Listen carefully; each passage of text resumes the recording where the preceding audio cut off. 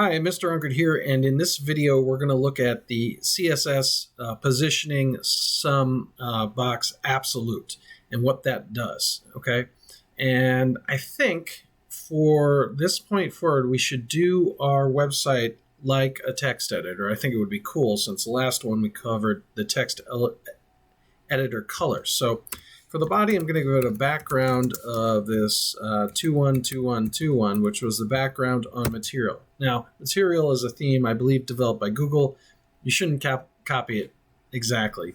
Maybe come up with your own theme sort of based off of it. But just for this fun video, we're going to try and make it look as close as possible. Now, the color of the text should be the white that they use, which isn't really a white. It's D9F4FC. So D9F4FC. Okay. So let's just take a look at how this is looking.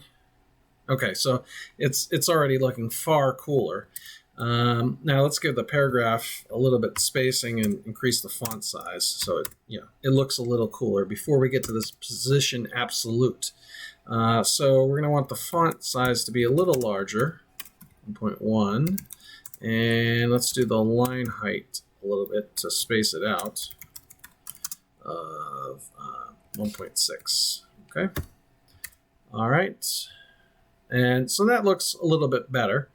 All right. So now we want to position this header. I'm going to give it, or this heading, top heading, a class of, let's just call it absolute.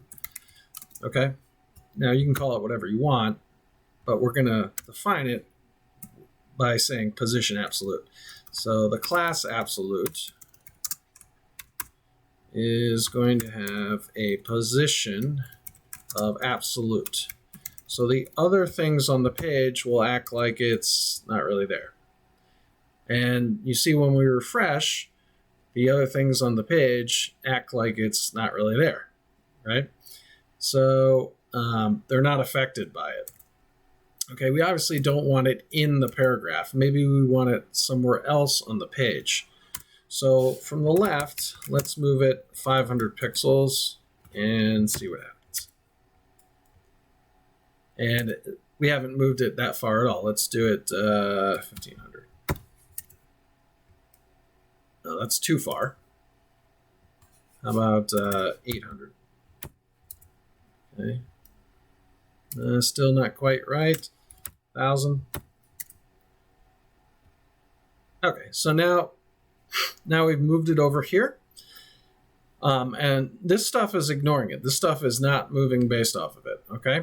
And maybe we want to move it down a little bit. So let's move it down from the top. Let's move it down 1,000 pixels. That may be too much, but let's just try it. And it's way too much. Okay, so let's do 500 pixels. Okay. And still too much. Let's do 300 pixels. Still a bit too much. Okay, I want to do 220 pixels. And not quite right, 210. We're almost there. Let's just do 200. Okay, and we've got it kind of in between the two paragraphs. Now, you don't necessarily want to do that, but it is a way to kind of make a heading or something like that, put that in a different position. Maybe we don't want the heading to have the class as absolute. Maybe we want this paragraph to also have the class of absolute. If we're passing into two classes, we don't need to type class twice. In fact, that'll mess it up. But so now it changes the math equation over here. So that's kind of cool. You could have like a paragraph, and you could have your math equation over here, and then it would be, something else. It could be the focus of one of the paragraphs over here.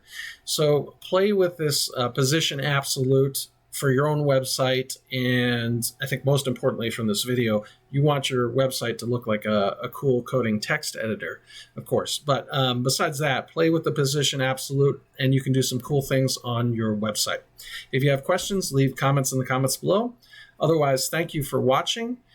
Check out my website, webdevinstruction.com, for more great web design and development tips, and have a great evening.